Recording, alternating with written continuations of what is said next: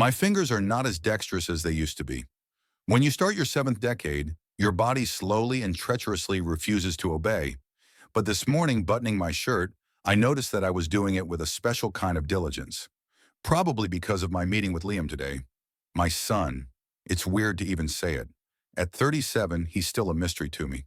I'm Simon Frost, former managing director of Lauderhill Bank.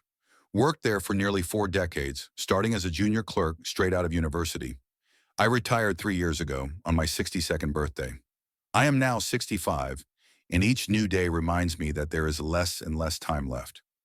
My apartment is in a quiet neighborhood in Lauderhill. 2 floors, 3 bedrooms, large windows overlooking the park. It's too much space for a single man, but I refuse to move. Every corner here is saturated with memories of Marguerite. My wife died of cancer 8 years ago, and the house sometimes feels like a place of her invisible presence. She would have known what to do, I muttered, looking at the picture on the mantel. Marguerite had always been a better judge of character. She probably would have noticed right away what I'd only recently begun to suspect. Something was going on with Liam and his wife Jessica. My relationship with my son had never been close. Maybe I worked too much when he was a kid, or maybe there was just always that invisible wall of misunderstanding between us that sometimes arises between fathers and sons. Marguerite was the link, and after she left, Liam and I saw each other less often, calling each other only when necessary. 5 years ago, he married Jessica. Beautiful woman, 7 years younger than him, works at some fancy ad agency, always impeccably dressed, always smiling. That smile, there's something about it that makes me feel uncomfortable. It's like there's something calculating and cold behind it, but maybe that's just my prejudice. I checked the time. It was still 2 hours before the meeting. I decided to have a coffee and flip through the paper. Old-fashioned, I know, but I prefer paper to screens. Reading the news about the stock indexes, I remembered the last conversation I'd had with Liam 2 weeks ago. He'd called out of the blue, his voice sounding tense. "Dad, Jessica and I are thinking about investments, about the future," he began without preamble. "You're the expert. Could you give us some advice?" "Sure," I replied, surprised by his sudden interest. In all my years at the bank, Liam had never asked me about finances. "How have you managed your savings since you retired? Do you still have that large deposit?" The question sounded too direct, too focused. "I keep most of it in long-term deposits," I answered evasively. "Why do you ask?" "Just curious," he said quickly. "By the way, have you thought about updating your will? There are a lot of new legal nuances. I didn't pay much attention to it at the time, but after the call, I had a strange feeling. In 37 years of life, Liam had never shown any interest in my finances or will. And then came the surprise visit. 3 days later, Liam and Jessica arrived unannounced. They brought expensive whiskey, which I hadn't had in years because of blood pressure problems. They sat in the living room, smiling, asking questions about my life. And again, the conversation somehow came back to money. "Dad, do you know that there are great ways to increase your capital now?" Jessica asked with the same smile that made me tense up. "Liam and I found an amazing financial advisor. Maybe you should meet with him too." "At my age, it's best not to take any chances with investments," I replied. "I prefer stability." "But you don't keep all your money in one bank, do you?" she continued. "It's not wise. Diversification." "Jess, Dad can handle it," Liam interjected. I saw him squeeze his wife's hand lightly, as if warning her not to pursue the subject. But she continued, "Are your bank cards protected by modern security systems? You know, there are so many fraudsters nowadays." "It's okay," I replied. "I've been in the banking system for 40 years after all." "Of course," she laughed. "Sometimes I forget who you are. It's just that Liam and I are so worried about your safety." Then I noticed another oddity. For a second, when Jessica turned away, there was an expression on Liam's face of fear, anxiety, something uncharacteristic of him. It disappeared as quickly as it had appeared, replaced by his usual polite mask. After they left, I sat in my chair for a long time, analyzing our conversation. And the more I thought about it, the more I worried. Margarita had always said that I had an excellent instinct for insincerity. Years of working with bank clients had taught me to recognize falsity, and now that instinct was signaling danger. I didn't sleep well that night, And in the morning, I received a strange message from my former assistant, Emily, who still worked at Lauderhill Bank. Mr. Frost, sorry to bother you, but could you come to the bank? There have been some questions about your account. Emily never bothered me for nothing. I called her back, but she said she would prefer to discuss things in person. That visit to the bank was the first alarm bell. Ludwig Stern, my old colleague and current head of security at the bank, met me in his office. Simon, it's good to see you. He shook my hand firmly. Although the circumstances are not the most pleasant, what's this about? Yesterday, someone tried to remotely access your account information, he said, handing me a printout. The request was denied, but I'm concerned that some personal information was used that only you know. I looked through the paperwork. Maybe a technical glitch? No way. The request was legitimate, but our security system went down because the IP address didn't match your usual one. Someone really wanted to know the state of your accounts, Simon. I felt a chill run down my spine. Do you have helpers at home? Ludwig asked. Does anyone have access to your computer? No, I live alone. What about relatives? Any of them might. I didn't let him finish his sentence, but a suspicion had already flashed through my mind. Liam, or Jessica, or both of them. Strengthen your defenses, I told Ludwig, and report any access attempts to me. On the way home, I remembered another strange episode.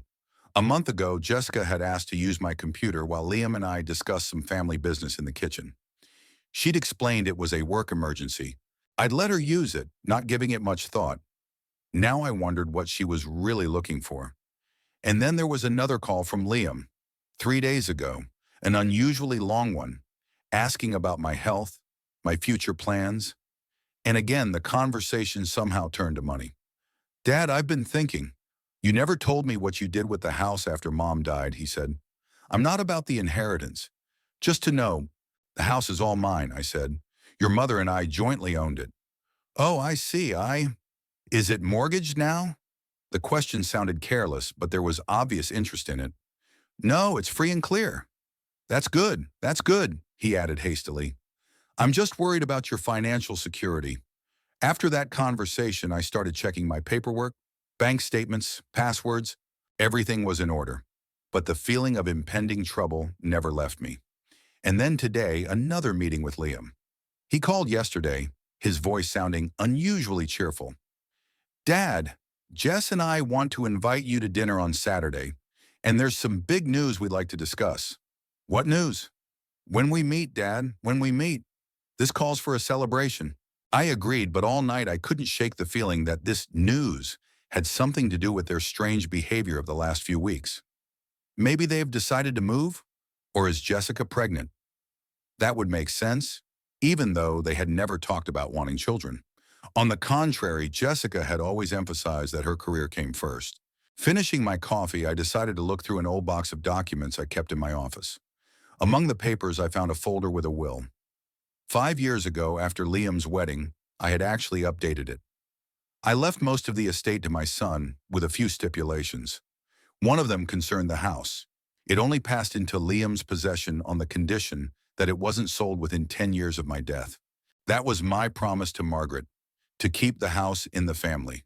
While going through the paperwork, I happened to come across an old letter from an investment company. 3 years ago, in retirement, I had actually invested a substantial amount in a long-term deposit, the bulk of my savings. It was a bit vain to keep that paper, but the amount was pleasing to the eye. Almost $3 million. The result of a lifetime of work, of saving, of prudent investment. I put the papers back in the safe and thought again about the upcoming meeting. Something in my son's voice made me nervous. Something fake. In 40 years of working at a bank, I'd learned to recognize the intonation of people who were trying to hide something, and Liam was definitely hiding something. Maybe I'm being overly sensitive. Maybe years of loneliness make me suspicious. But I couldn't shake the feeling that my own son and his wife were up to something, and that something had to do with my money. I decided to call Ludwig again, just to be sure. Simon, the old friend's voice sounded concerned. I was just about to call you. There were more attempts, more persistent. Someone is very keen to get detailed information about your accounts. And what did you tell them? Nothing, of course. But they used your personal information. Someone who knows you well is trying to access your money, Simon. I thanked Ludwig and hung up. Then I sat down in my chair and looked at my watch. It was an hour until the meeting with my son. The clock was ticking, counting down to the moment when I might learn the truth that would change our relationship forever. I arrived at the bank at 10 sharp. The guard at the entrance, a young guy with a trendy haircut, didn't even ask for my ID. The old employee still remembered me by sight. "Good morning, Mr. Frost," he nodded respectfully. "Ludwig is waiting for you in his office." It was strange to feel like a guest in the building where I'd spent most of my life. The polished marble of the floor, the soft light of the chandeliers, the quiet whirring of the computers, it was all so familiar and yet so foreign. In the 3 years since I'd left, the bank had been noticeably transformed. New furniture, modern information panels, young faces I didn't know. As I made my way up to the 5th floor, I headed to the end of the corridor where the security department was located. Ludwig Stern, my longtime colleague, was waiting at the door to his office. In his 68 years, he looked surprisingly cheerful, straight back, attentive eyes behind his glasses, neatly trimmed gray beard. The only sign of age was a slight limp, a consequence of knee surgery 2 years ago. "Simon," he shook my hand firmly, "it's good to see you, though the circumstances aren't the most pleasant. Come in." Ludwig's office was functional and austere. A desk, a few chairs, a filing cabinet, certificates and photos from corporate events on the walls. The only personal touch was a small chessboard in the corner with an unfinished game. "Coffee?" he offered, pointing to the coffee maker. "Perhaps," I nodded. "Black. No sugar." Ludwig poured the coffee into cups and sat down across from me. "So, what's going on, Ludwig? In our last phone conversation, you mentioned repeated attempts to get information about my accounts." He sighed and opened some kind of file on his computer. "See for yourself. There have been 6 requests for your account in the last 2 weeks, 2 phone calls, 3 online access attempts, and 1 in-person visit, all of which were denied by security." "A personal visit?" I frowned. Someone had come to the bank posing as me? "Not exactly," Ludwig adjusted his glasses. "A young woman who introduced herself as Jessica Frost, your sister-in-law. She said she was acting on your behalf under a power of attorney. She showed me some papers, but our manager noticed discrepancies in the signatures and turned her down. I felt a twinge inside, so my suspicions are not unfounded." "I don't have power of attorney in Jessica's name," I said firmly. "I never had one. That's what our manager found out." Ludwig nodded. "The document was forged. Not very good, I'll tell you. When she was turned down, she was very angry, but she quickly pulled herself together and said there had been a misunderstanding." "And you didn't tell me about it right away?" Ludwig spread his hands. "I wanted to gather more information. Besides, we have procedures. We are obliged to conduct an internal investigation before raising the alarm. I contacted you as soon as I was convinced that something serious was going on." I rubbed my temples slowly. The thought of Jessica trying to forge my signature was not only anger-inducing, but also deeply frustrating. What made them take such a step? Was it financial hardship? But Liam never talked about money problems. On the contrary, he and Jessica had always given the impression of a prosperous couple. What exactly were they trying to find out? "Mostly information about your large deposit," Ludwig answered. "The amount, the terms, the possibility of early withdrawal. And during the last attempt of online access, someone was interested in the procedure of applying for a loan against the deposit." I recalled our conversations with Liam and Jessica over the past weeks. Their persistent questions about my finances, their sudden interest in my will, their strange hints about profitable investments. It was all adding up to an unpleasant picture. "Ludwig, can you beef up the protection of my account?" I asked, "and notify me of any access attempts?" "Already done," he nodded. "But Simon, I have to ask, do you suspect your son and his wife?" I didn't answer right away. The thought that Liam might have been involved in the attempted deception was painful. We'd never been particularly close, but I'd always thought of him as an honest man. "I don't know what to think," I finally said, "but the facts speak for themselves. They've been taking a strange interest in my finances for the last few weeks, and now these attempts at access—" Ludwig nodded understandingly. He'd known me too long not to realize how hard it was for me to admit the possibility of betrayal by my own son. Look, he leaned forward. I know this is hard for you, but you have to be careful. If they're really up to something, you have to be ready. For what exactly? I asked. For the fact that they might try to get your signature on some documents, or get your online banking passwords. They might try to convince you to take out a loan or withdraw money from a deposit. I don't know their motives, but clearly they want your money. I remembered how Jessica had accidentally seen my account statement lying on my desk 2 months ago. Her eyes widened for a second when she saw the amount. I didn't think much of it at the time. What are you offering? I asked Ludwig. For starters, don't sign any documents they offer you. Don't give out passwords even if they say it's for your own safety.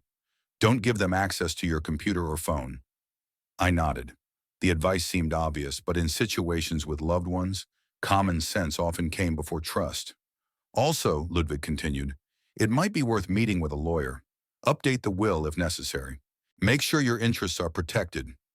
Do you think it's that serious? I don't know, he answered honestly, but it's better to be safe. You taught me that when I first joined the bank. I smiled involuntarily, remembering how young and inexperienced Ludwig had been 30 years ago.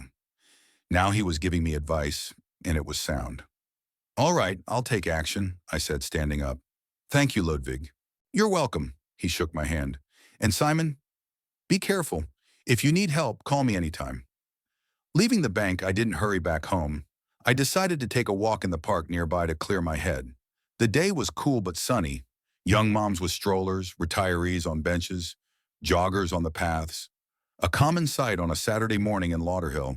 I sat down on a vacant bench and closed my eyes, exposing my face to the sun. Scraps of conversations I'd had with Liam and Jessica over the past few months swirled around in my head. Small details that individually seemed insignificant, but together they formed a disturbing picture.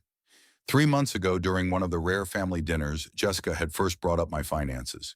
Haha, Simon, she always called me by my first name, never dad or father. You've surely provided well for your old age, haven't you? A man with your experience in banking? I'm not complaining, I replied evasively. But you don't keep all your money in one place, do you? She smiled her trademark smile that never reached her eyes. Diversification is the basis of security. Jess is interested in finance, Liam interjected then. How she's recently taken an investment course. Really? I looked at my sister-in-law with renewed interest. And what strategies do you prefer? She hesitated for a moment. Oh, a variety, depending on the client's goals. But for people your age, I'd recommend a conservative approach. Maybe you should review your investment portfolio. I could help. I remember being surprised at her sudden concern about my finances. But I chalked it up to her new hobby. Then there was that strange day when they arrived unannounced. Jessica walked around the house, ostensibly admiring the renovations, but I noticed her studying the furnishings with an appraising eye. Then she asked permission to use my computer. I need to check my email right away, she explained.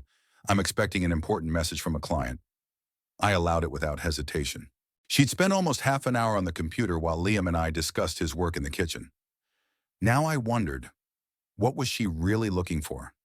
Passwords? My account information? And 2 weeks ago, there had been that call from Liam with direct questions about my deposit. And today's news from Ludwig about trying to access my information at the bank. All this time, they were probably planning how to access my money. But why? Liam had never complained about financial difficulties. He worked for a successful technology company. Jessica worked for an advertising agency. They lived in a nice neighborhood, drove expensive cars, vacationed abroad. I remembered a conversation I'd overheard at Liam's birthday party 6 months ago. Jessica was talking to some friend in the garden, not noticing me behind the hedge. A house in Spain is at least 500,000, she was saying, plus a yacht if Liam insists. That's another 200. But I need startup capital for my business, so $1.5 million in total. Where are you going to get that kind of money? Her friend asked. Jessica laughed. We have a source. Let's just say a family reserve that's just waiting to be used wisely. I didn't relate to this conversation at the time. I thought it was about Jessica's parents or some kind of inheritance. Now it all made a whole new meaning. A house in Spain, a yacht, startup capital for a business, ambitious plans that required a lot of money, funds they obviously didn't have. But I did. I felt anger rising inside, not just because of their plans for my money, but because of the very fact that they had deceived me. They didn't just want my account information. Jessica was trying to forge a power of attorney. It wasn't just unethical anymore. It was a crime. My phone rang, snapping me out of my musings. Liam's name popped up on the screen. Dad. His voice sounded unusually cheerful. Jess and I were thinking of taking you out to dinner tonight. There's something important we'd like to discuss. I paused, trying to control my voice. What is it? Oh, it's a surprise, he laughed. Let's just say we have an interesting proposal that could be beneficial to all of us. An offer. Beneficial for all of us. I could almost imagine what they were up to. Some scheme to convince me to invest in their project. Or worse, to make a loan to them against my deposit. Sorry. Okay, I said, determined to play their game to the end. What time? 7, Liam suggested. At that Italian restaurant you like. Bella Vita, right? I'll be waiting. I hung up the phone and took a deep breath. The evening ahead of me was going to be a challenge. I had to find out how far they were willing to go with their plans and make a decision that would probably change our relationship forever. But first, I had to prepare myself. I pulled out my phone and called my old friend, lawyer Patrick Blake. Simon, it's good to hear from you. His voice was as energetic as I remembered it. What can I do for you? Patrick, I need a consultation. Power of attorney, wills, and asset protection. Can you see me today? Sure, he didn't ask too many questions. How about 2 hours? Perfect, thanks. I put my phone away and stood up from the bench. The sun was behind the clouds and it was suddenly cold. I wrapped my coat and headed for the park exit, thinking about my upcoming meeting with the lawyer. I needed to protect my assets from those I thought would never hurt me, from my own family, from my own son.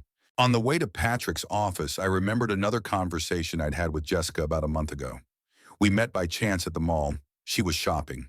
Simon, she exclaimed when she saw me. What a surprise. What are you doing here? I'm buying a new cell phone, I said. The old one was glitching. Ah, T.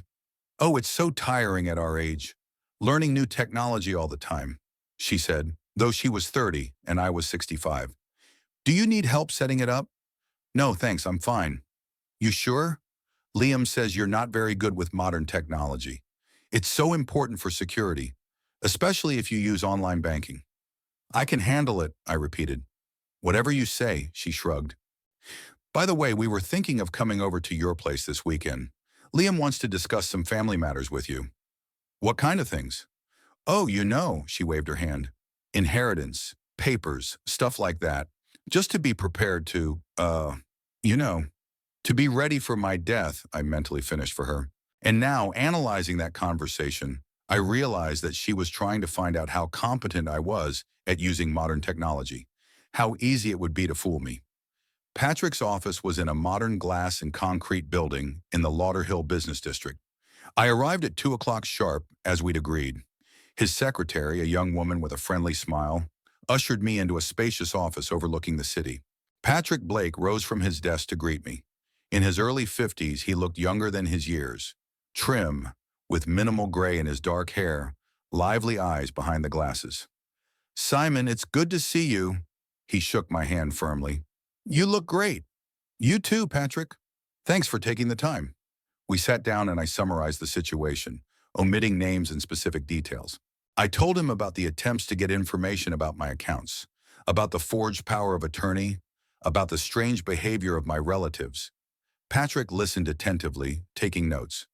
And you suspect that they plan to use your money somehow, without your consent? He asked when I was finished. Exactly, I nodded.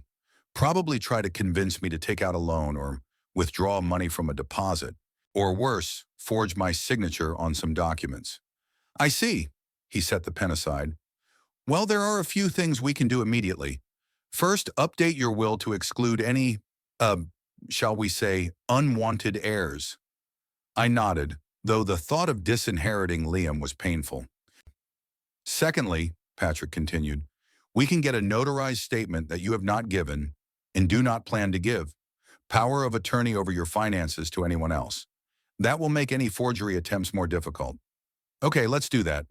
Also, Simon, he leaned forward, I'd recommend that you keep a record of all conversations you have with these people, especially if they ask you to sign any documents or transfer money. Record?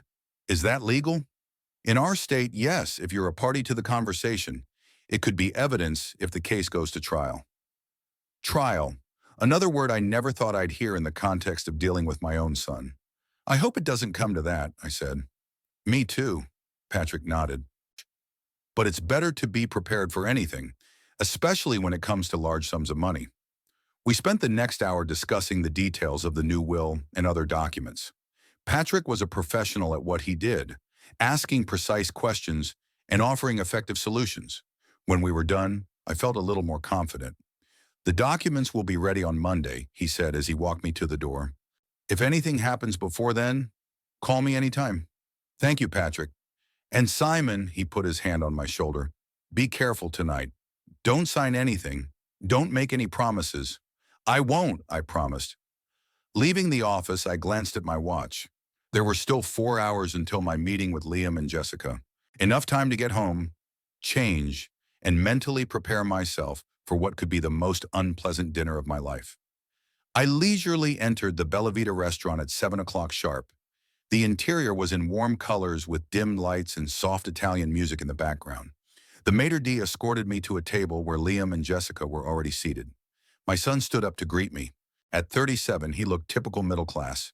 Immaculately cut hair, expensive shirt, fancy, thin-rimmed glasses. Over the years, I'd never learned to read his facial expression.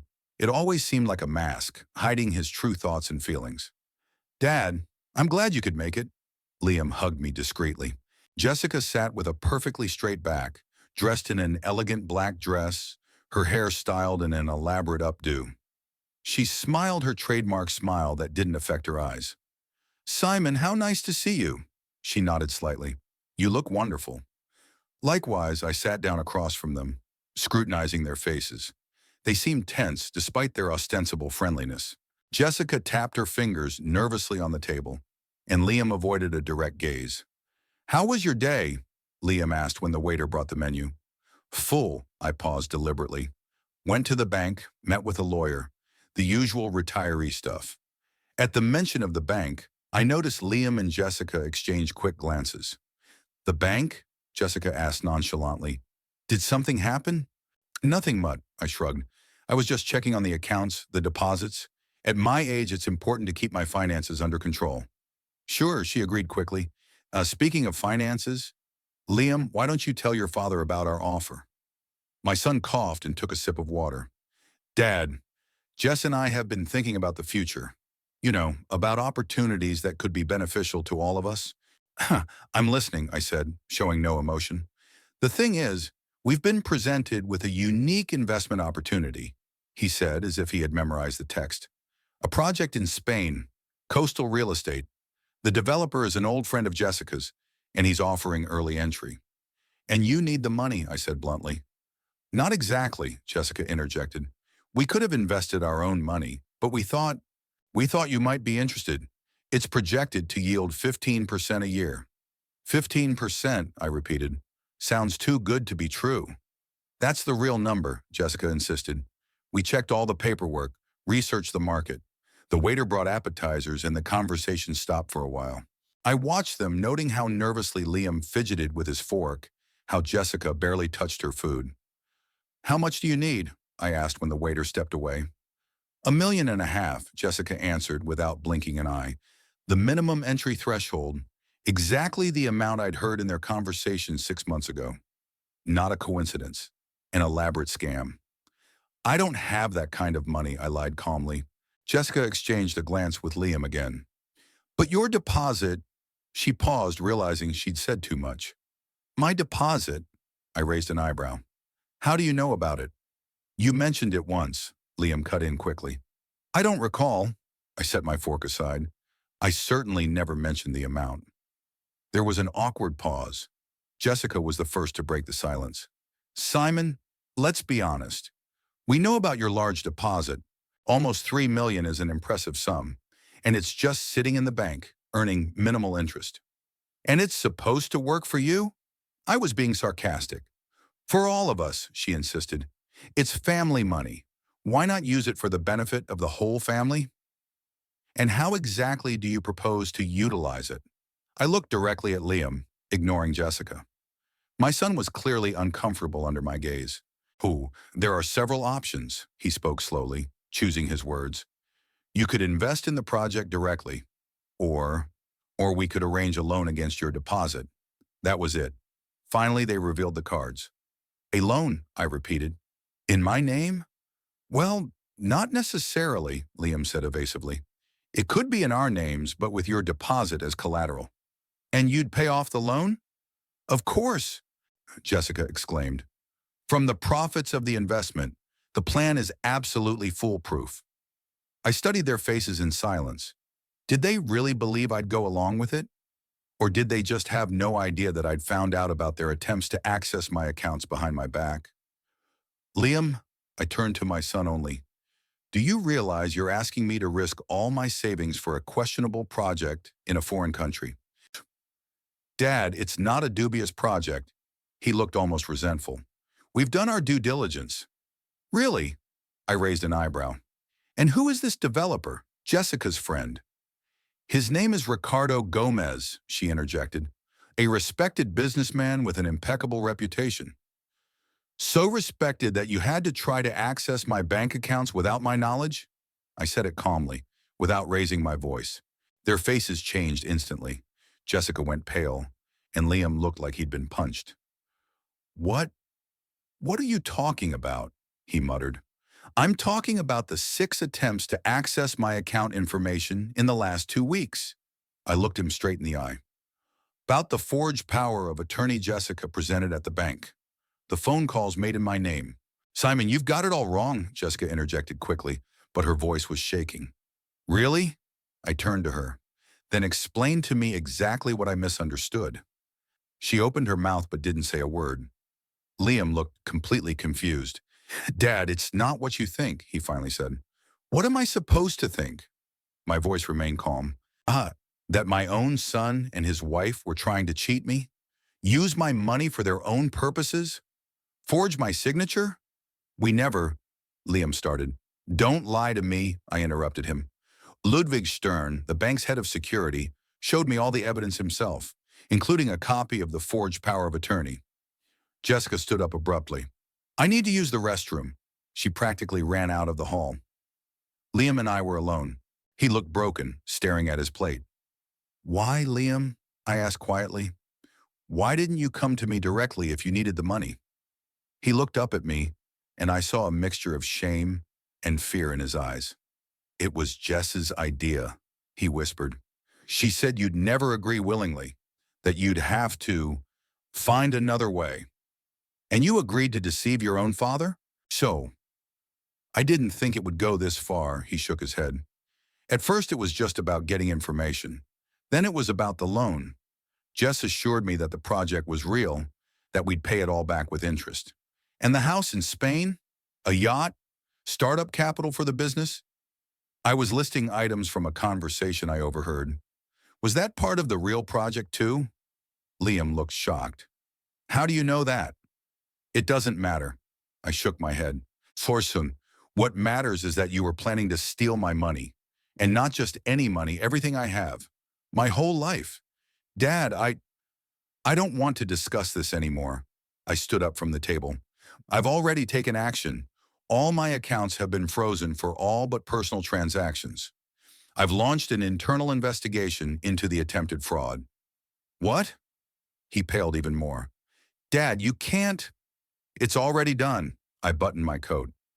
I called the bank this morning and demanded a full investigation. They promised to involve the relevant authorities. But it's a criminal case, he mumbled. Exactly, I nodded. Attempted large-scale fraud. Jessica came back to the table, and I could tell from her tense face that she'd heard the last few sentences of our conversation. You won't do it, she said, looking at me. You won't press charges against your own son. I've already done that, I replied. The complaint was filed this morning.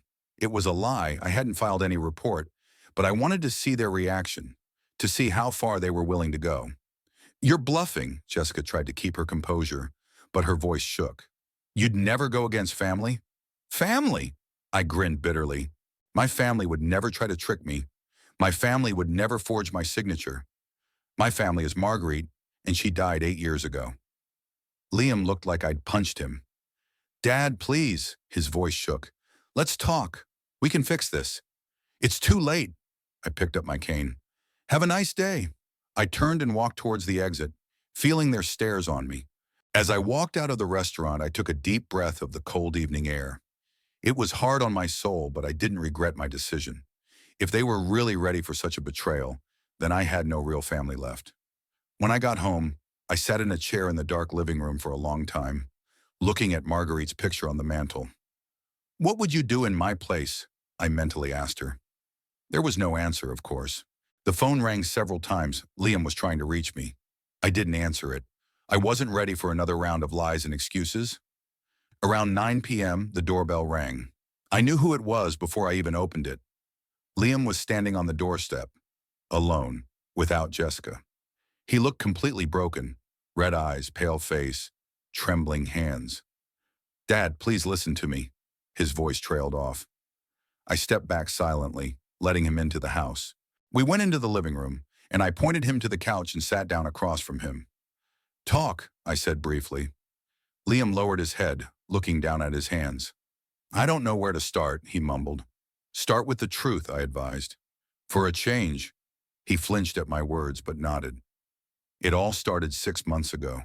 Liam's voice sounded monotonous, like he was telling someone else's story.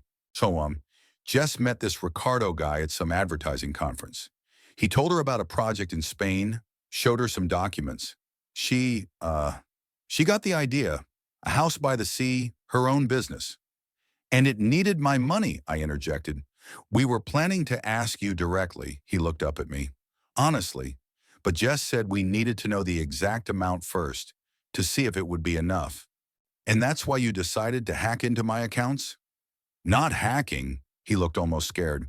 Just get some information. Jess said it was no big deal, that everyone does it. Everyone forges signatures and powers of attorney. I wasn't being sarcastic. It was her idea. Liam lowered his eyes again.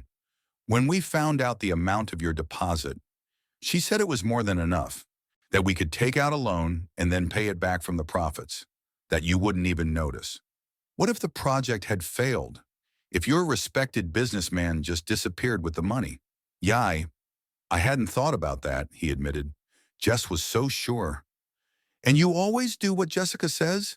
I asked. Even if it means betraying your own father? He didn't answer, only hunched harder on the couch. In the dim light of the floor lamp, he looked much older than his years. Dad, he whispered at last. It was Jess. She insisted. I never would have gone through with it on my own. Don't shift the blame, I cut him off. You're a grown man, Liam. You made your choice. I know, he suddenly started sobbing. I know, and I'm so ashamed. Dad, I'll make it up to you, I swear. Just withdraw the application, please. I looked at him for a long time. This grown man who cried like a kid caught stealing candy. Only it wasn't candy, it was $3 million, all I had. I haven't applied, I finally said. Not yet. He looked up at me with tear-stained eyes that held a glimmer of hope. You have? Yes, but I'm freezing all the accounts, and I'm updating the will. You're not getting another dime of my money, Liam. Ever. He nodded as if he'd been expecting it. I understand, he whispered. I deserved it. You're not the only one, I sighed. Where's Jessica?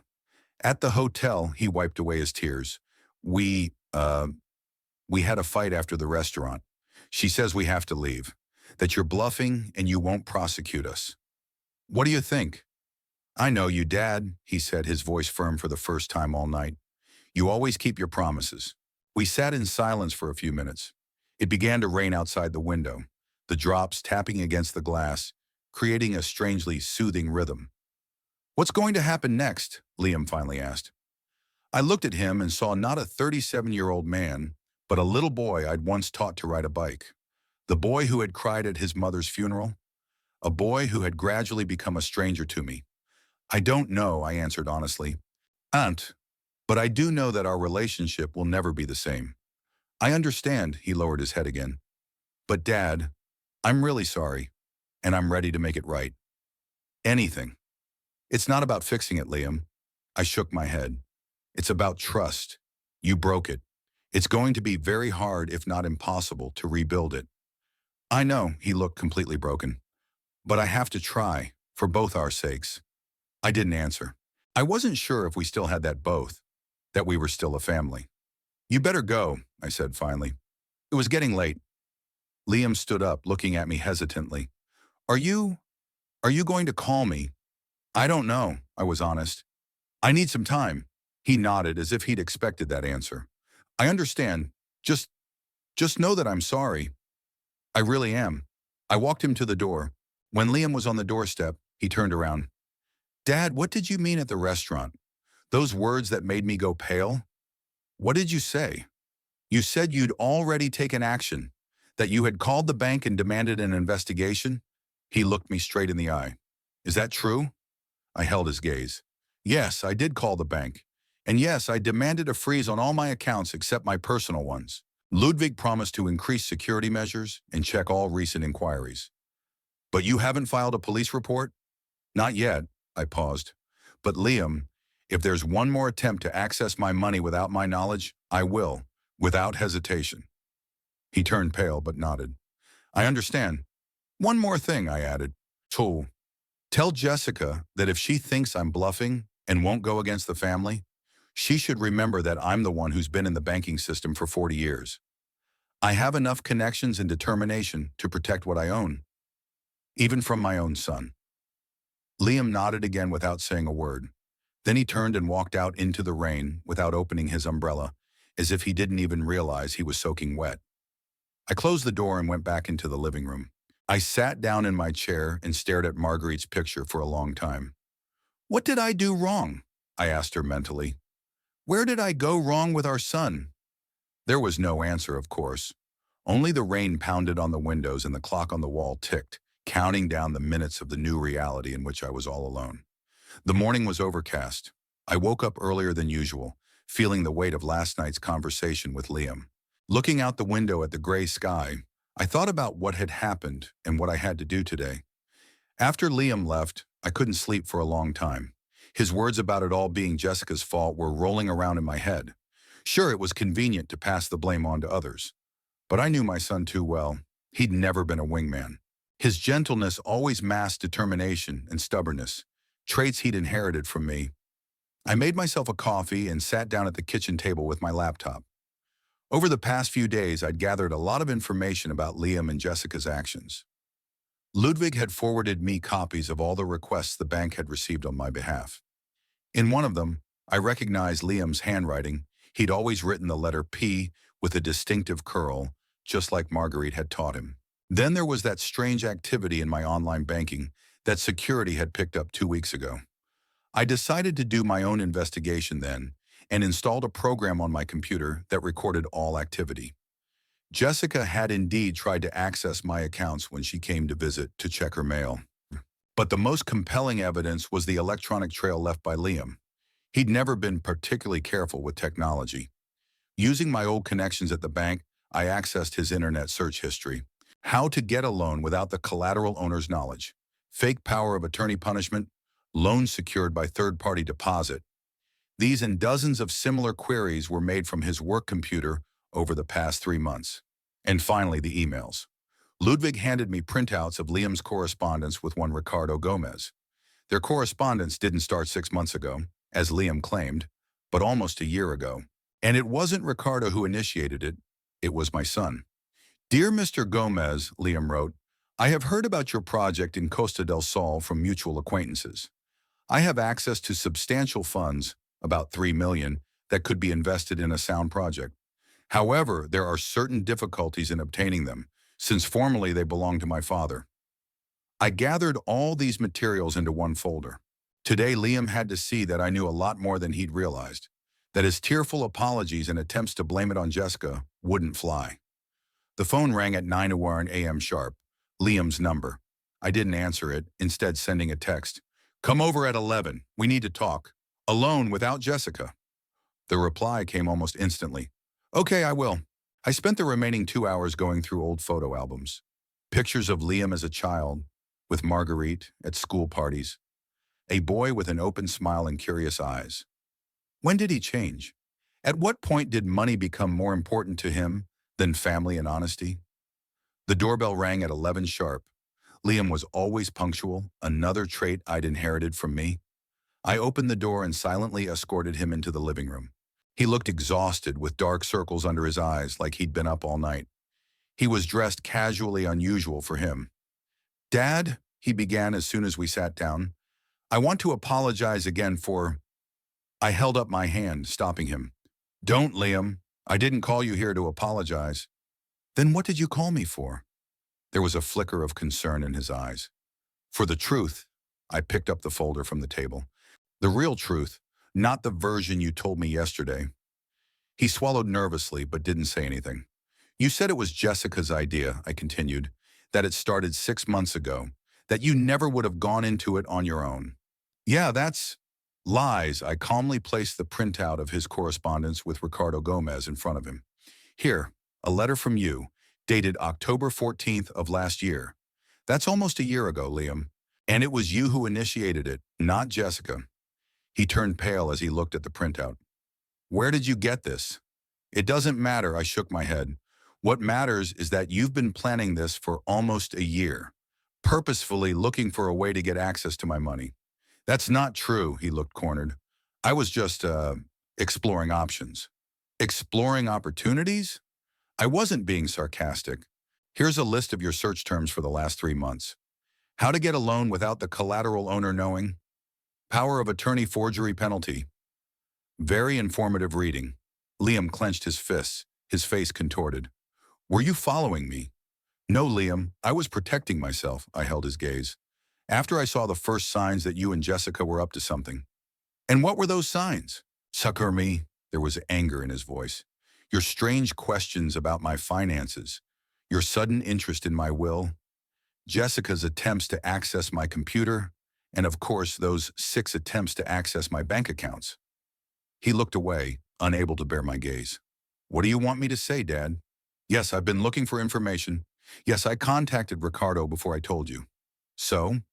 I want to hear the truth, Liam. Why? Why did you choose to trick me instead of just asking? He turned sharply and I saw something new in his eyes. Not shame or remorse, but a lingering resentment. Ask! He almost spit it out. Are you serious? When was the last time I asked you for something and got it without a lecture about how hard you worked for your money? His words hurt me, but I tried not to show it. If you wanted money, you could have said so directly. We could have discussed it like adults. It's not about the money, Dad. He shook his head. Or rather, it's not just about money. Then what is it about? Liam took a deep breath, as if gathering his strength. All my life I'd heard you talk about how proud you were of your accomplishments, how you built a career from scratch, how you earned every penny, how important it is to be independent, not to ask for help, he said with growing bitterness. And you know what I felt? That I could never live up to your standards, that I wouldn't always be good enough. I was silent, stunned by his sudden candor. You were always so busy with your bank. Your career, Liam continued. Remember my graduation? You showed up for half an hour, took a few pictures, and drove back to work. Do you know what that looked like to a kid? I was providing for my family, I answered quietly. Doing everything I could to make sure you had... So that I could have what? He interrupted. Private school, fancy clothes, summer camps. What about a father who came to my soccer games? Who helped with my homework? Who even asked me how my day was going? His words hurt more than I expected, because there was some truth to them. I did work hard when Liam was a kid. Marguerite often reproached me for that. That doesn't justify trying to cheat, I said, trying to get the conversation back on track. No, it doesn't, he agreed abruptly. But it does. I wanted to prove that I could be successful too, that I could make big money like you. Ricardo offered a real opportunity, but you needed startup capital. So you decided to take my money. I finished it for him. Without asking, by deception. I was going to pay it back with interest. There was a desperate note in his voice. It's a really promising project. Coastal real estate in Spain is always rising in value. If the project is so reliable, why did the banks refuse to finance it? I asked. So, why is Ricardo looking for private investors? Liam hesitated. There, there are some legal complications with the land, but Ricardo assures me it's a formality. Legal complications? I raised an eyebrow. And you believe that? A man with a college degree and 10 years of experience? I've seen the documents, the business plan, which could have been fake too. I shook my head. Liam, don't you get it? This Ricardo is probably just a con man. He found in you the perfect target, a man with access to money and naive enough to believe in the fairy tale of getting rich quick. Liam blushed at my words. I'm not naive, he almost shouted. I've been checking him out, looking at references. What references? From his own associates? No, from... He paused. People just trusts. I sighed. It was getting clearer. Shady, do you realize that you two were probably just used? That your greed made you easy prey? It's not greed, he objected. I wanted to create something of my own, to be independent, as you always taught. Independence is not built on stealing, Liam. This isn't stealing. It would be an investment. Without my knowledge or consent, I didn't let him finish. Using forged documents. Call it what you want, but legally it's fraud. We both fell silent. You could almost physically feel the tension in the room. I looked at my son and saw a stranger in front of me. Not the boy in the pictures, but a grown man willing to commit a crime for money. What's going to happen next? He finally asked. I haven't decided yet, I answered honestly. Reporting to the police is a last resort. I don't want to see my son behind bars. Thank you, he said quietly. Don't thank me too soon, I held up my hand. I didn't say I wouldn't apply. I said I hadn't decided yet. Liam tensed again. What could I do to make things right? For starters, stop lying, I replied. The whole truth, Liam. When did this all start? Whose idea was it really? And who is this Ricardo Gomez? He was silent for a long time, as if weighing something in his mind. Finally, he took a deep breath. Okay, the truth is the truth. His voice sounded tired. It all started a year ago. Jess and I had fallen on hard times. Her agency had lost a major client. My position had been cut. We were behind on our mortgage. Why didn't you tell me? I was genuinely surprised. I could have helped. Because I didn't want to be a loser in your eyes, he blurted out. All your life you've talked about self-reliance, about the importance of dealing with problems on your own. How could I come here and admit that I wasn't coping? I remained silent. Again, his words contained the bitter truth. We tried to make it on our own, Liam continued. We looked for part-time jobs, sold the car, but the debts just kept mounting. Then Jess met Ricardo at a party. Did he offer a quick fix? Not right away, Liam shook his head. At first we just talked. He asked about us, about his family. I mentioned that my father was a former banker, and he was interested. Asked what you were doing now, if you had any big savings. And you told him everything. I wasn't asking, I was stating. Not everything, he lowered his eyes. Only in general terms. But he quickly realized that you must have considerable funds. And then there was the project in Spain, which probably doesn't exist. It does, Liam objected.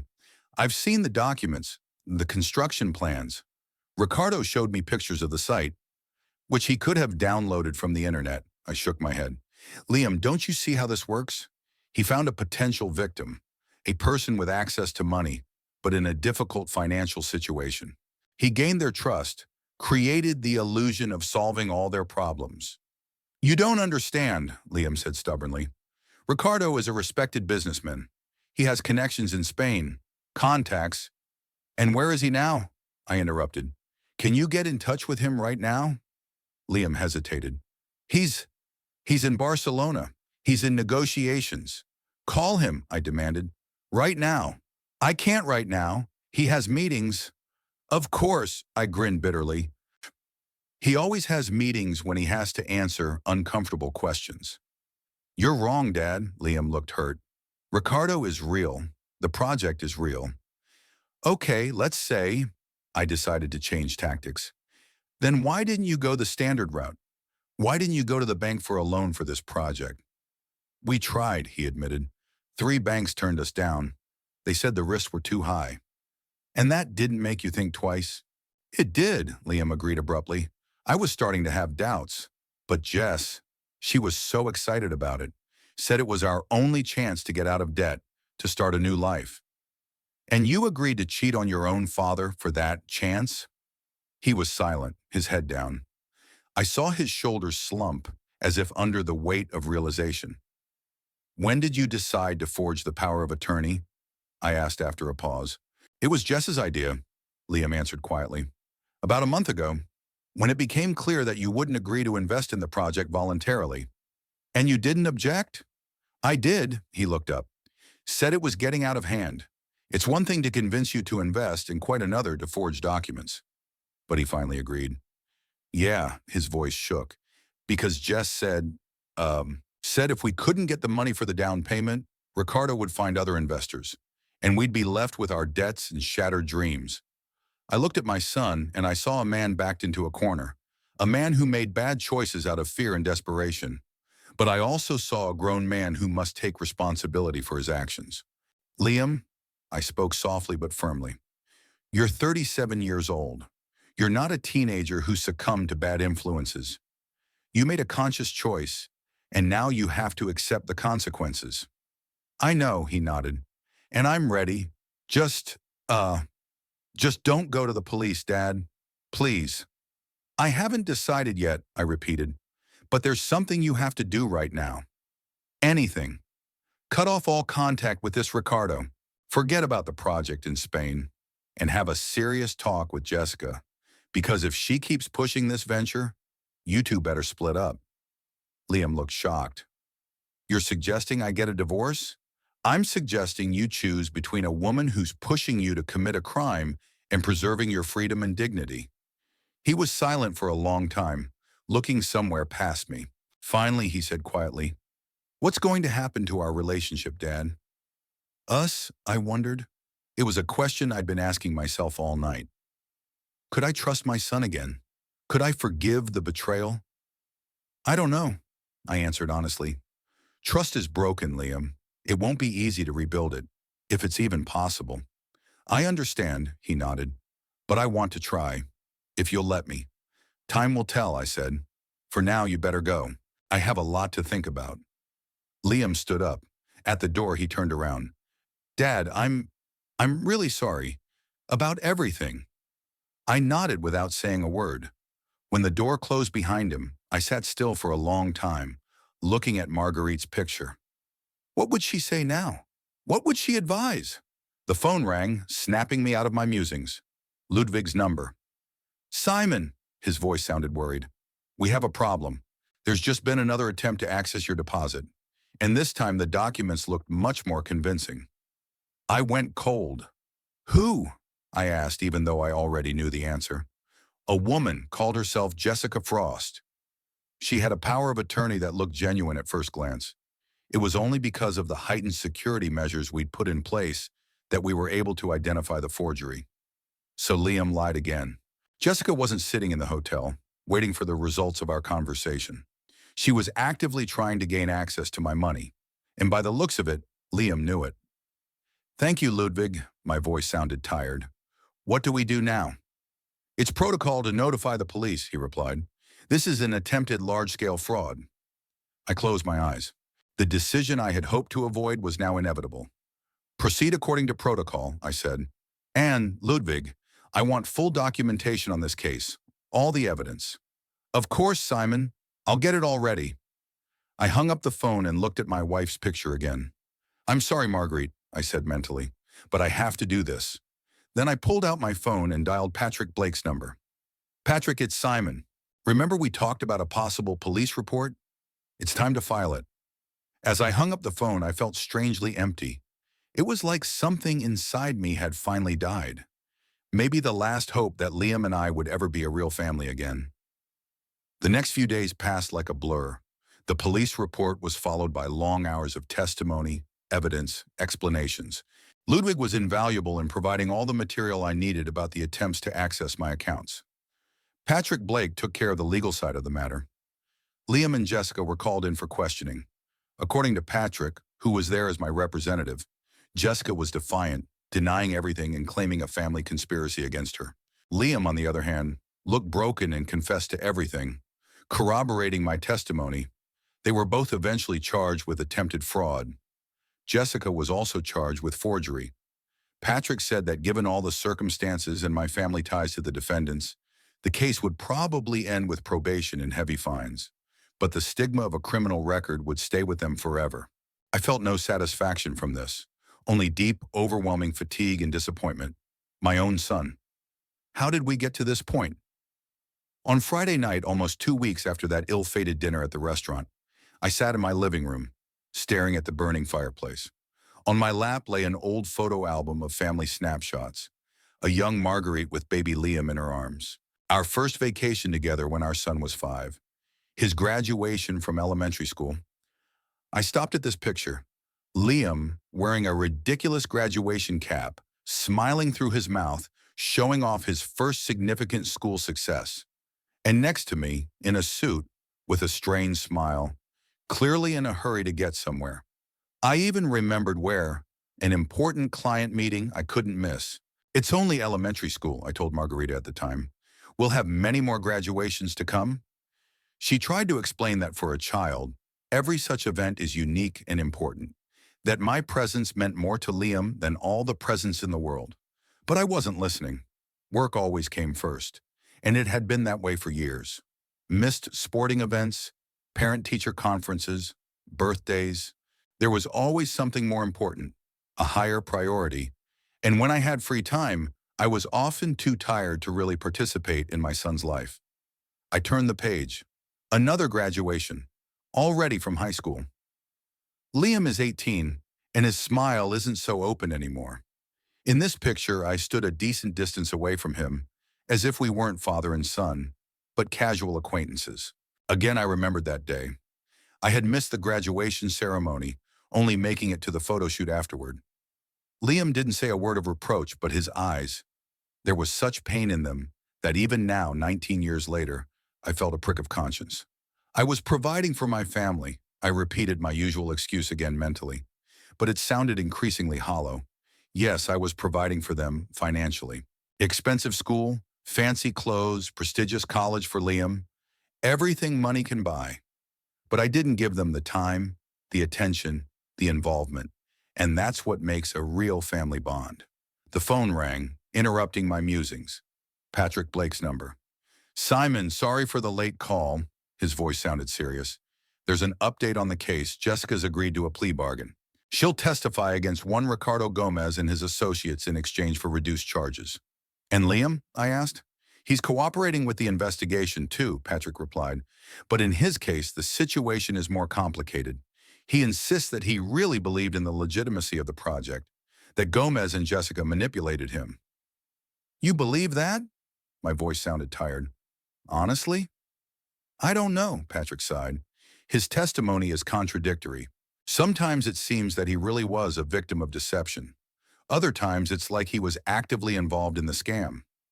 I thought back to the correspondence between Liam and Ricardo that Ludwig had shown me. The first letters, written almost a year ago. They didn't seem like the messages of a man being manipulated, more like the messages of an active participant in the scheme. "What happens next?" I asked. "The police are trying to reach Gomez, but so far without success. It looks like he's already left the country. As for Liam and Jessica, we should have a decision in a month and a half. Given their cooperation with the investigation and the fact that the crime was not completed, they will probably get suspended sentences." I thanked Patrick for the information and hung up. Then I sat for a long time, staring into the fire and reflecting on my life. Liam wasn't the only one who had made mistakes. I'd been far from a perfect father too. Maybe if I had spent more time with my son, if I had really been involved in his life, things would have turned out differently. Maybe he wouldn't have grown up to be a man willing to commit crimes for money. Maybe there would have been a real connection between us that would have helped him trust me instead of finding ways to cheat me. But it was too late for that kind of thinking now. What was done was done. I couldn't change the past, but I could decide how to proceed. I closed the album and walked to the window. It was raining outside, the drops tapping against the glass, creating a measured, soothing rhythm. The city was drowning in twilight, the lights of the street lamps reflected in the wet asphalt. At that moment, I made a decision. It had been ripening in me for days, but only now it was finally taking shape. I pulled out my cell phone and called Patrick. "She's knocking on. Again, I'm sorry to bother you," I said when he answered, "but I need your help. I want to change my will completely." "Of course, Simon," I could hear the understanding in his voice. "What changes do you want to make?" "To disinherit Liam," I said firmly, "and prepare the documents for a charitable foundation." "A charitable foundation?" Patrick interjected. "That's a big decision. Had you given it a lot of thought?" "Yes, I was absolutely sure. A fund to help disadvantaged children, to pay for their education." "Okay," Patrick didn't argue. "I'll draw up the paperwork. But Simon, are you sure about Liam? Total exclusion is a harsh measure." I thought about it. Indeed, total disinheritance seemed too harsh. Despite everything that had happened, he was still my son. "Suppo, all right, leave him the apartment where they live now," I decided, "but on the condition that he couldn't sell or mortgage it for 10 years, and a small amount of money in the account, say 50,000. The rest will go to the fund." "I see." Patrick's voice sounded thoughtful. "I'll have the documents ready by Monday." I thanked him and ended the conversation. Then I returned to the fireplace, looking at the burning embers. Strangely, the decision I'd made was a relief. It was as if the weight that had been weighing on my shoulders for the past weeks had eased a little. I woke up the next morning with a sense of certainty. For the first time in a long time, I knew exactly what I needed to do next. After breakfast, I sat down at my computer and began searching for information about setting up charitable foundations. I wanted to have a complete picture before discussing the details with Patrick. Around noon, the doorbell rang. Liam stood on the doorstep, gaunt, with dark circles under his eyes, but dressed neatly, as if he was trying to make a good impression. "Dad," he looked unsure. "Can I come in? We need to talk." I stepped back silently, letting him into the house. We walked into the living room, sitting in the same chairs as last time. But the atmosphere was different, not tense, but rather melancholy. "How are you?" he asked. "I'm fine," I answered with restraint. "And you?" "Honestly, terrible," Liam smiled weakly. "But I deserved it." We didn't talk for a while. The clock on the wall ticked. A car drove by outside the window. A dog barked somewhere in the distance. Ordinary sounds of an ordinary day that could nevertheless change our lives. "I came to apologize," Liam said finally. "A real apology, not an excuse." I nodded without interrupting. "Hannah, what I did was unforgivable," he continued. "Trying to deceive your own father? I don't know what came over me. Maybe greed, maybe stupidity, maybe desperation. But that's no excuse." "What about Jessica?" I asked. "Ricardo? You said they manipulated you, didn't you?" "They influenced me, it's true." Liam looked me straight in the eye. "But the decision was mine. I could have said no at any time. I could have come to you, told you everything, but I chose to lie." His honesty surprised me. For the first time in ages, he wasn't trying to shift the blame. "What's going to happen to you?" I asked. "You and Jessica?" "We broke up," Liam answered simply. "Or rather, she left as soon as the investigation started. Said she didn't want anything to do with a loser who couldn't pull off the simplest scheme. Sorry," I said, though I wasn't really sorry. "Don't be," he shook his head. "She's wasn't who I thought she was. I don't know if she ever loved me or if she was just using me." We fell silent again. I looked at my son and saw in him a reflection of myself, the same stubborn chin, the same deep-set eyes. But there was also something of Marguerite in him, especially in the moments when he allowed himself to be vulnerable. "I didn't just come to apologize," Liam said after a while. "I want a fresh start. Prove that I can change. To be a better person." "And how do you plan to do that?" I asked. "First, by cooperating fully with the investigation. Tell everything I know about Ricardo and his schemes. And then, if I don't go to jail, get a job, any job, Start from scratch. He sounded sincere. I could feel it. But could he really change?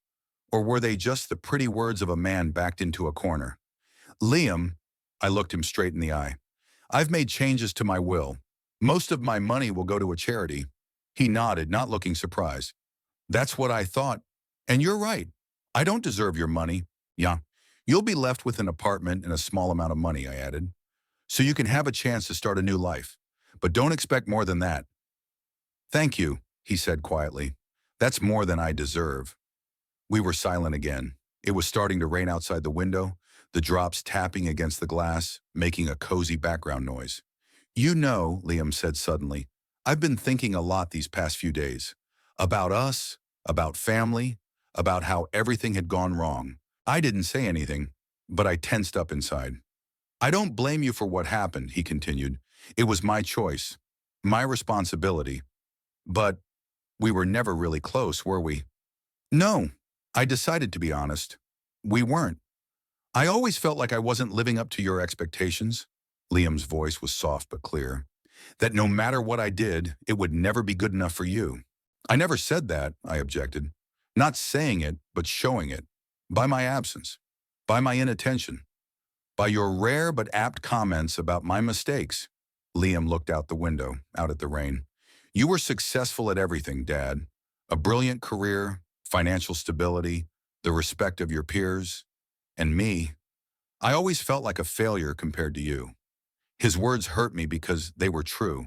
I really rarely praised my son, but I never missed an opportunity to point out his mistakes. All with the best of intentions, of course, to make him stronger, more successful. So he wouldn't slack off, but I seem to have accomplished just the opposite. I'm not making excuses, Liam added quickly, noticing the look on my face. I'm just trying to figure out how we got to this point, how we became strangers. I took a deep breath. I wasn't a good father, Liam, I admitted. Too much work, too little time with you. And when your mom died, I became distant. It's my fault. It wasn't all your fault, he shook his head. I didn't try very hard to make things work either. It was easier to take offense than to make a move. We stared at each other, two grown men, bound by blood, but separated by years of misunderstandings and resentment. Could we ever bridge that chasm? I wasn't sure. What's going to happen next, Dad? Liam asked. With us? I don't know, I answered honestly. Trust is broken. It won't be easy to rebuild it. I understand, he nodded, but I'm willing to work on it, if you'll let me. I looked at him and saw the sincerity in his eyes. But I also saw a man who was willing to cheat me, to steal my money. Could I ever trust him again? Time will tell, I finally said. Right now you need to focus on your own problems, cooperating with the investigation, avoiding jail time. And then there was hope in his eyes. Then we'll see. I didn't want to make promises I wasn't sure I could keep. Liam nodded, accepting my answer, then slowly stood up. I should get going. Thanks for listening. I walked him to the door. On the threshold, he turned around. You know, Mom always said that despite your outward sternness, you had a good heart. I hope she was right. With those words, he left, leaving me alone with my thoughts. I went back into the living room and sat in the chair, staring out the window at the rain.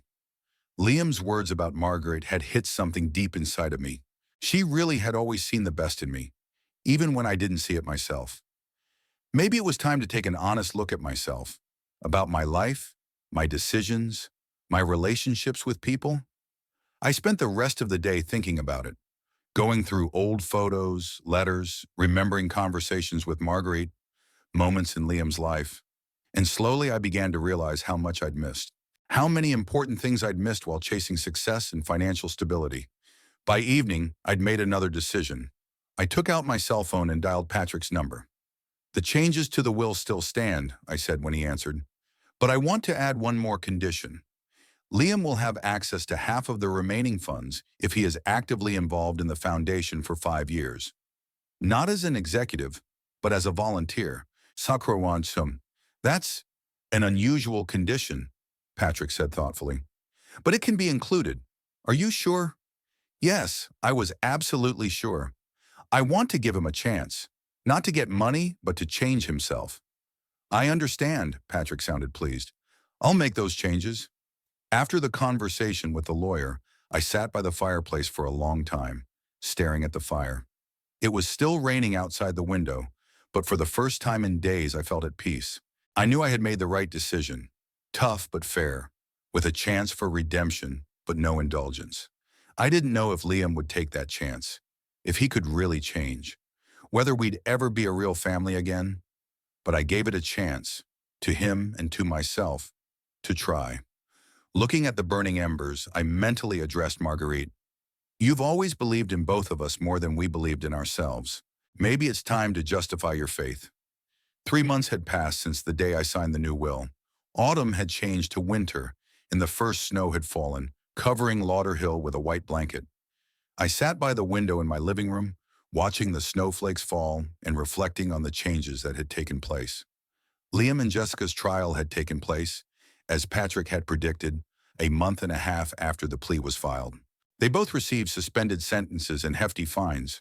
Immediately after the trial, Jessica filed for divorce, demanding half of the assets. Liam, to my surprise, didn't contest her claim, as if material possessions no longer meant anything to him.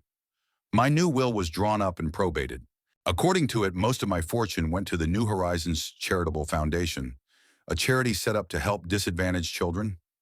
Liam was left with a small amount and the opportunity to access half of the funds, provided he actively participated in the work of the foundation for 5 years. I became actively involved in the foundation, and to my surprise, the work was more satisfying than anything I had done since retirement. For the first time in a long time, I felt like I was doing something really important. Our relationship with Liam had changed.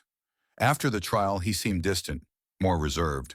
We met every 2 weeks at a cafe and talked not about the past, but about the present, about his job search, about my foundation, about books. Gradually, our conversations became less tense, more natural. I learned that after his divorce, Liam had rented a small apartment in the suburbs and taken a job with a computer security company. I helped protect people from the kind of scammers I almost became, he had once said with bitter irony. Those 3 months were a period of profound change for me. Not only did I start a new project with the foundation, but I also re-examined my whole life, habits and attitudes. The first thing I did was to sell the big house where I lived with Margarita. It was not an easy decision, but there was too much pain in it, too many ghosts of the past. I bought a small but bright apartment in the city center near a park. I started taking more walks, taking care of my health. I made a habit of daily walks, joined a swimming pool, started cooking myself healthy meals. But the most important change was new connections, new acquaintances. All my life I had been focused on work, not finding time for real friendships. Now I've met a lot of interesting people who share my values. One particularly close relationship was with Evelyn Rogers, an experienced administrator of charitable organizations. She was 58, a widow like me. Our business meetings gradually developed into friendly lunches and then into a more personal relationship. With Evelyn, I could discuss not only the work of the foundation, but also my doubts, fears, and hopes. One day, Liam came to me unannounced with a packet of documents. In them was an application to volunteer at a children's aid center and some photos of him doing activities with children. I started volunteering before I even knew about the condition in your will, he said. And I wanted you to know it's not for the money. I really want to make a difference. Why working with children? At current. Because I realized that the pursuit of money started when I was a kid, when I felt like the only way to earn your attention was to be successful, to make money. I don't want other kids to go through that. I want to show them that they are valuable in their own right. His words hit me. That pain of realizing again that I wasn't being a good father, but also the pride that he was able to learn from his mistakes. I'm happy for you, Liam, I said sincerely, and proud of you. He looked at me in surprise. Really? Yes. Not many people can admit their mistakes and try to fix them. It takes courage. Leaving, Liam invited me to visit the Children's Center, to meet the children and other volunteers. I agreed, and the following Saturday, we went there together. The center was located in a not-so-wealthy area of Lauderhill. It was bright and cozy inside. Bright walls, children's drawings, comfortable furniture. The children were curious about me, especially a boy of about 10 named Michael. "Did you really work at the bank?" he asked, "and counted all that big money?" "Not exactly," I smiled. "I helped people to manage their money properly." "Can you teach us how to do that?" "Mom says we should save money, but I don't know how to do it right." His request got me thinking. Financial literacy is something that is rarely taught to disadvantaged children, and yet it's a critical skill for future life. "I could give you all a little lesson on how to handle money," I suggested. The head of the center enthusiastically supported the idea of regular financial literacy classes. We agreed that I would come once a week. As Liam and I left the center, I felt a strange excitement, an almost forgotten sense of anticipation for something new and important. "Thank you for inviting me," I said to my son. "It's a really worthwhile endeavor." "I'm glad you liked it," he smiled. "Marito, Michael is very smart, but he has a difficult situation at home. You could be an important example for him." I think this center could be the first project our foundation would support," I suggested. "They're obviously underfunded." We walked down the snowy street, and I felt an unusual warmth inside. For the first time in years, Liam and I were doing something together, something important to both of us. In the evening, I called Evelyn and told her about my visit to the center, about the idea of making him the first ward of our foundation. We arranged a dinner to celebrate this endeavor. The restaurant was elegant, with dimmed lights and live music. We talked about the foundation, about the children's center, and then the conversation turned to more personal topics. Simon," said Evelyn, "I never thought that at my age things could be like this." "Like this?" I asked. "New, interesting, full of possibilities," she smiled. "After my husband died, I thought my life would be all about work and memories. Now I realize that life can start over at any age." "I realize that too," I said. "Thanks to you and the foundation. And even oddly enough, this whole thing with Liam. Real family isn't necessarily those who are related to you by blood," Evelyn said. "It's those with whom you have a real connection, a real understanding." As we left the restaurant on a frosty night, I took Evelyn's hand and we walked slowly across the snowy square, leaving footprints in the untouched snow. Symbolic, I thought. New footprints, a new path, a new life. And no matter how old you are, 65 or 105 as long as you're breathing, there's always a chance to change course, to find new meaning, to start anew.